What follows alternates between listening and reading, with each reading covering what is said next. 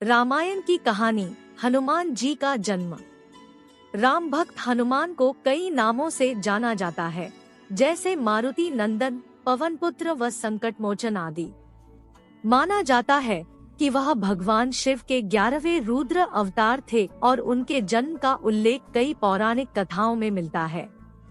इस कहानी में हम हनुमान जी के जन्म से जुड़ी ऐसी ही एक प्रचलित कथा बता रहे हैं।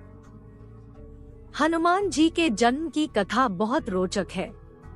वे माता अंजनी और वानर राज केसरी के पुत्र थे। माना जाता है कि उनका जन्म कोई साधारण संयोग नहीं था, बल्कि देवतागण, नक्षत्र और सारे भगवान के आशीर्वाद से पृथ्वी से पाप का विनाश करने के लिए हुआ था।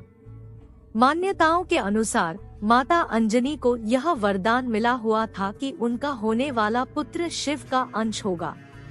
इसके अलावा एक मान्यता यह भी है कि जब बजरंगबली का जन्म हुआ था, उसी समय रावण के घर भी एक पुत्र ने जन्म लिया था।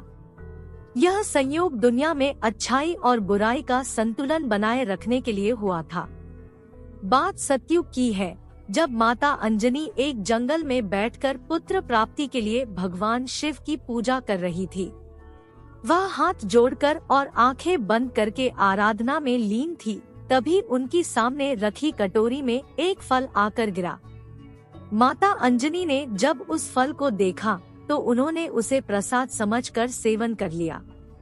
दरअसल जब माता अंजनी जंगल में पूजा कर रही थी, तब वहां से दूर अयोध्या में राजा दशरथ भी पुत्र प्राप्ति के लिए शिवयज्ञ करवा रहे थे।